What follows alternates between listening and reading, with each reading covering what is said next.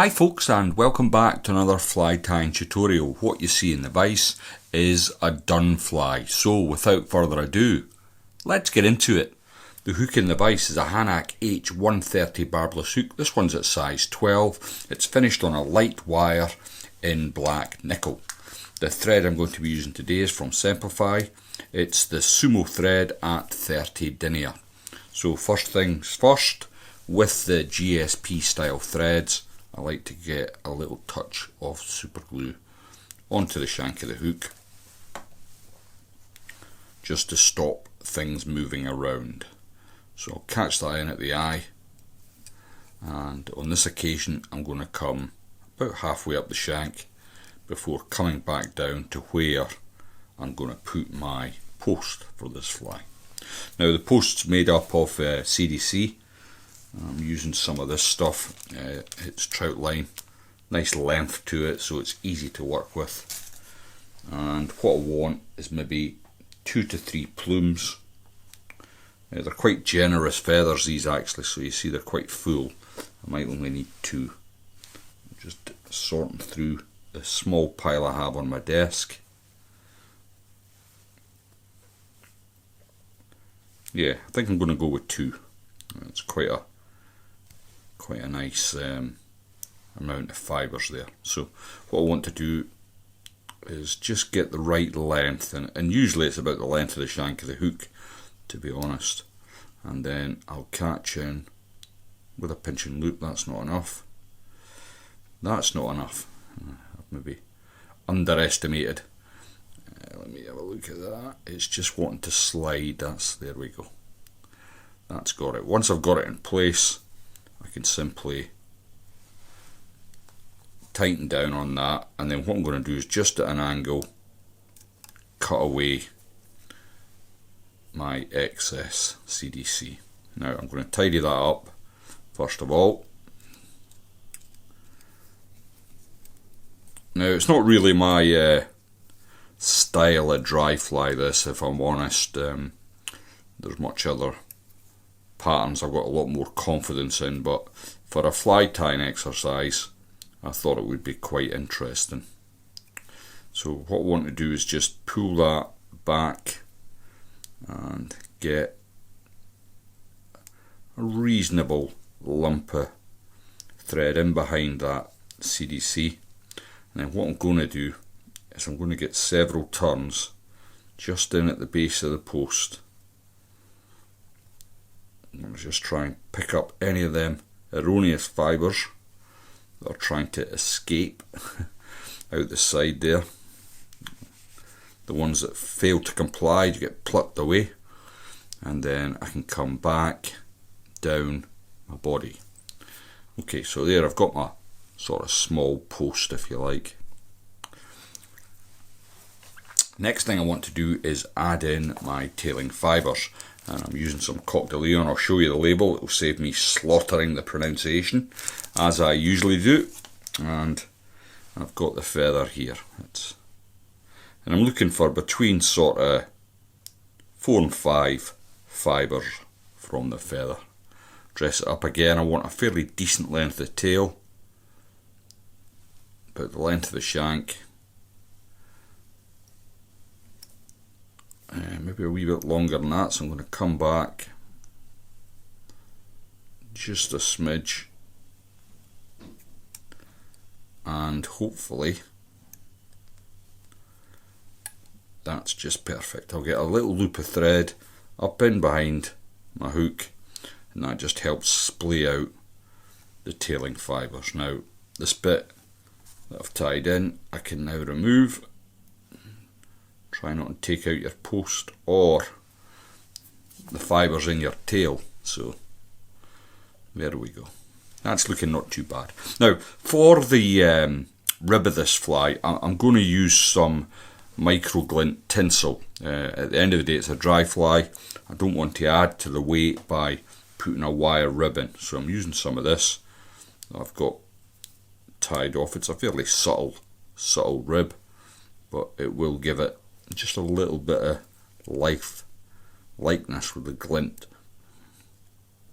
So bring that all the way to the bottom, and I've got my rib ready to go. Now, dubbing wise, I'm going to use some Bram olive possum. So it's a possum that's been dyed, and there's been little bits of colour interjected into the dubbing. It's a lovely bit of dubbing. If you haven't got this sort of stuff available to you, you can just use plain old possum.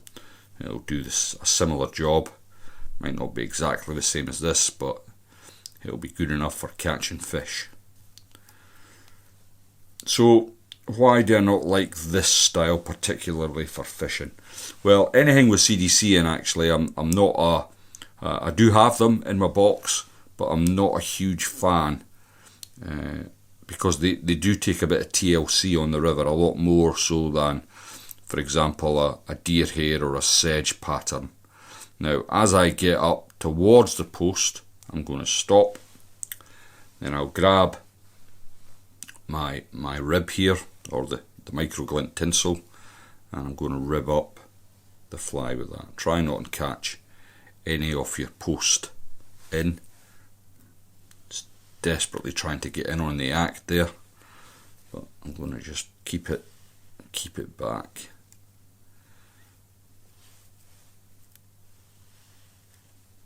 Now when I get up to the post, I can secure that into place. A couple of turns, and then just trim away the excess. So that's looking not too shabby. Now the next thing then is our hackle, and what I'm using is this cape here. It's pretty much just a ginger cape. I've already taken a feather off and cleared some of the stalk at the bottom here. I'm going to catch that in. Try and get about the same distance as you have from the eye of the hook, so it's fairly even. And come all the way around the front and just make sure that stalk's caught into place. Now, before I bring my hackle up, what I want to do is grab another little bit of my dubbing. It's just exactly the same dubbing. You could maybe contrast it with a darker shade or a lighter shade if you so wish. I just like to keep it all the same. I don't think it makes much difference.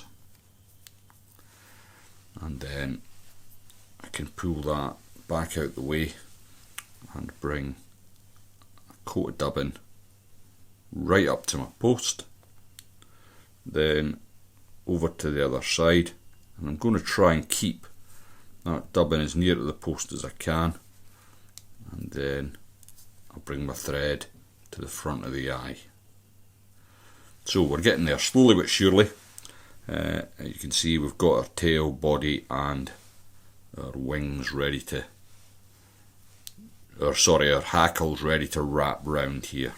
Now I've got quite a good feather, but I still like to get my hackle pliers around it. I just think you've got a little bit more control. If I want to let go and have both hands free, I can do that. And I want about 3 turns in behind the hackle here. The CDC's behaving itself beautifully, which is unusual. And then once I've got my 3 turns, I'm looking for another 3 turns in front of the post. There's 2, and on the 3rd turn it should come neatly onto the eye of the hook. Then I can grab my thread, work my way through them fibres like so. 2 or 3 turns, release your hackle pliers, pull everything back. Make sure you get all these fibres pulled back, and you can build a small black head. Now I'm going to grab the end and that'll pull away, no problem at all. Now I don't want to be going in after the fact, so once I've done my whip finish, you don't want to be going in with your varnish or your super glue. So what I do is, on this occasion I'm using resin, but varnish or super glue does the same job. I'll get a little bit onto the thread like so, and then if I can locate my whip finish tool, again just slick everything back out the way. 1, 2, 3. Now I can see that I've got just a little bit of resin onto my fibres there. I'm just going to just pull that away with my fingers before coming in with my UV light to cure off the head. And there we go. Now it's great fun to tie, but I always feel that with these style of flies that the hackle that hangs below the fly doesn't allow it to sit properly in the water surface. So what I tend to do personally, and it's up to you, the fly should remain like this, I might add, but what I always do is pull some of the hackling back out the way and simply trim that bottom bit, and I end up with a fly that will sit much more readily in the surface film. I hope that's given you some idea to tie your own flies. Thanks very much for watching, and I'll see you all next time.